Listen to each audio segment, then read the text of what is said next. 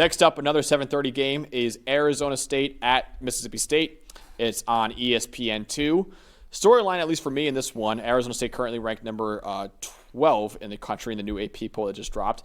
Is this another trap game for the Sun Devils? So last year, Arizona State, everyone knows, won the Big 12, made the college football playoff quarterfinals, barely lost to Texas in double overtime in that quarterfinal game.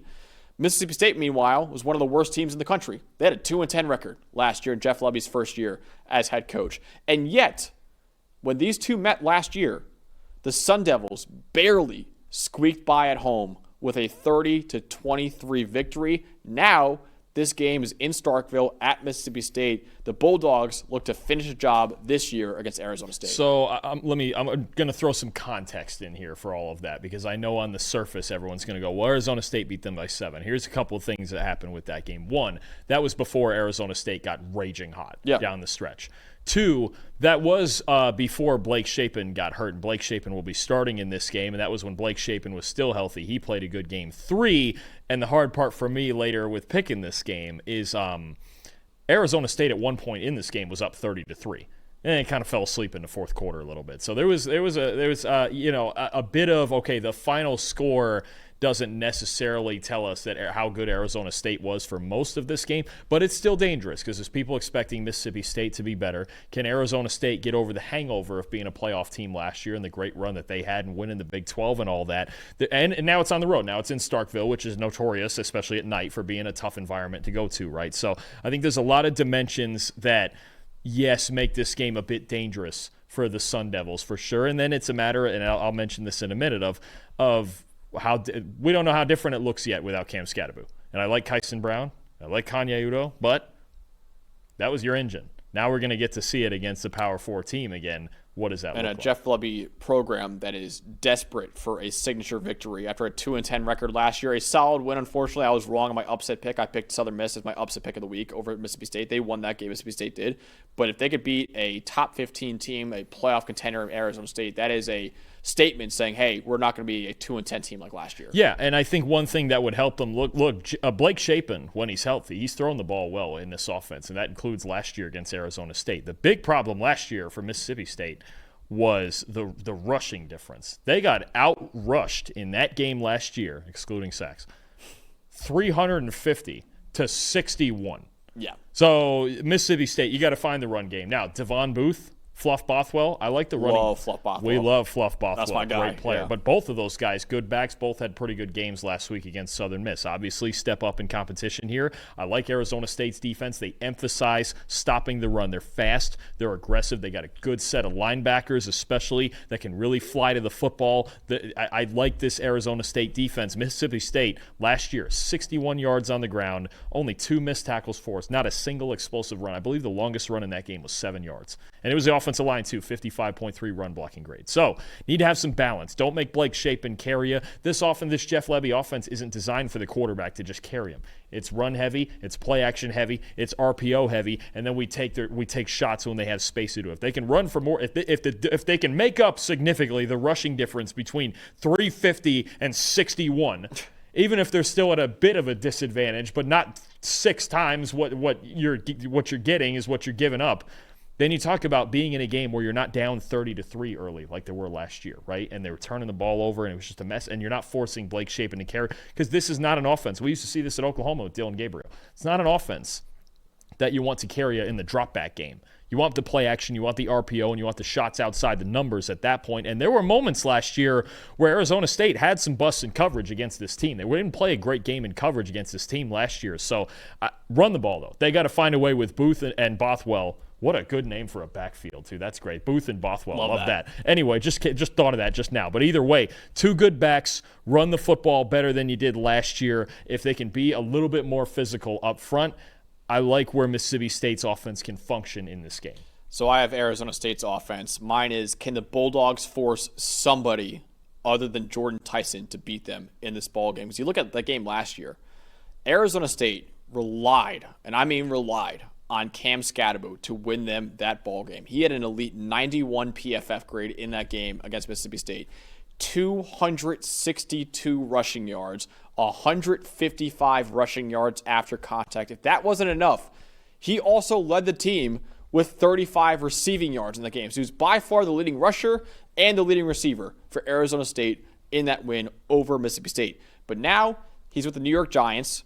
So the Sun Devils have another superstar playmaker to rely on in wide receiver Jordan Tyson. He entered this year as my number 3 receiver in the country behind Jeremiah Smith and Ryan Williams.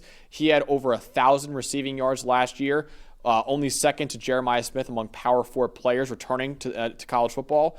Last week against Northern Arizona, he had 12 catches for 141 yards and 2 touchdowns. He accounted for 55% of Sam Leavitt's passing yards in that win. He accounted for 50% of the total completions for Sam Leavitt in that game, and he accounted for 100% of Sam Leavitt's touchdown passes in that game. It is very clear that he and Sam Leavitt have a very, very good connection. They're both top 3 at their position in the country. I have Sam Leavitt QB2 going into the year, Jordan Tyson a wide receiver 3.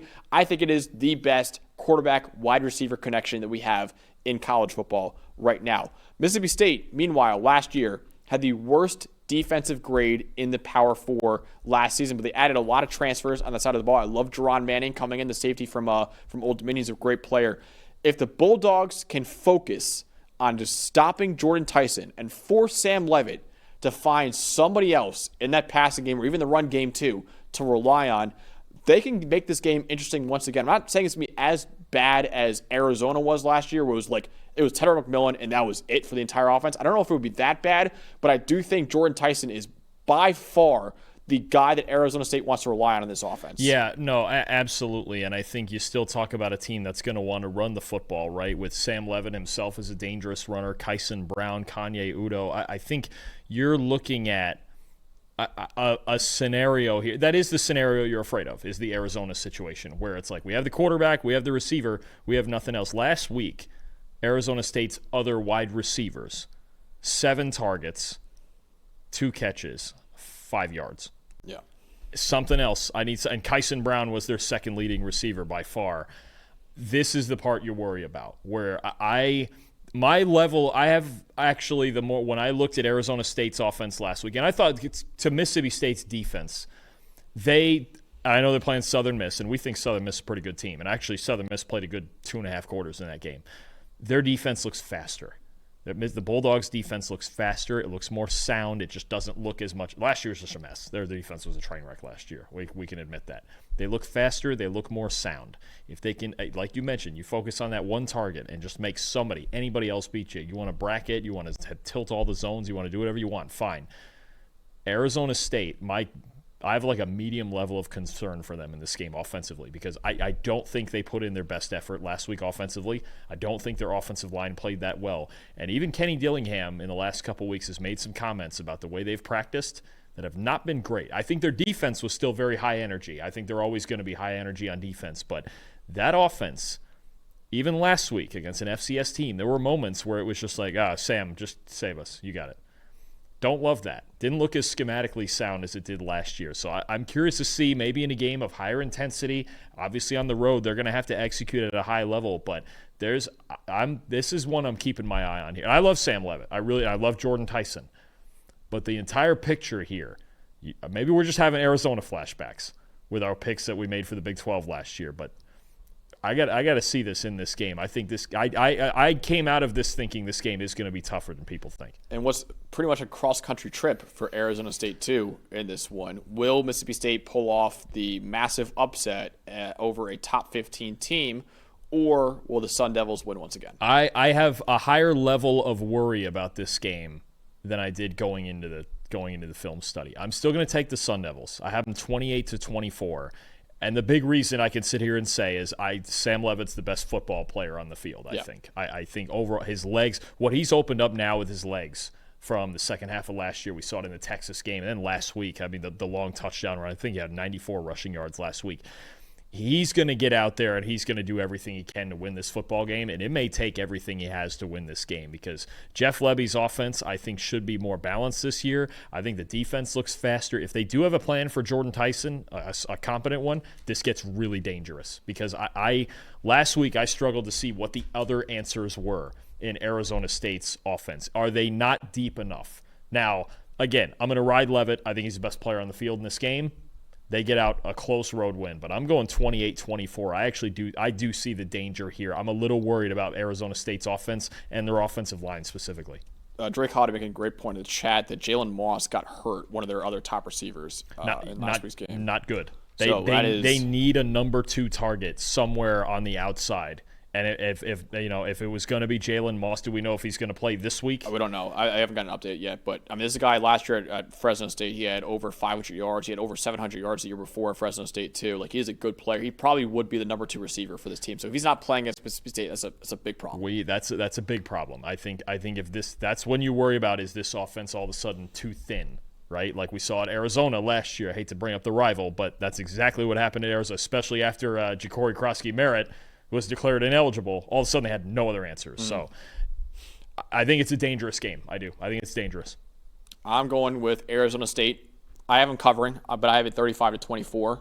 So still relatively close. But I think Levitt and Jordan Tyson, they're the 2 best players by far in this game. It's not even close. I mean, you're talking about 2 guys who are top 20, top 25 players overall in the country, maybe even top 20, top 25 players overall in the NFL draft this year, too. So whenever you have a first-round quarterback and a first-round receiver against Mississippi State, who had the worst defense in the Power 4 last year. I know they did add a lot in the portal too, but I think Arizona State will still have success against them. And I think Arizona State's defense will do enough against Mississippi State and Blake Shapen and those guys too. So I think it'll still be a close game in the beginning, and I think Arizona State will pull away at the very end, but I still think Arizona State will win 35-24.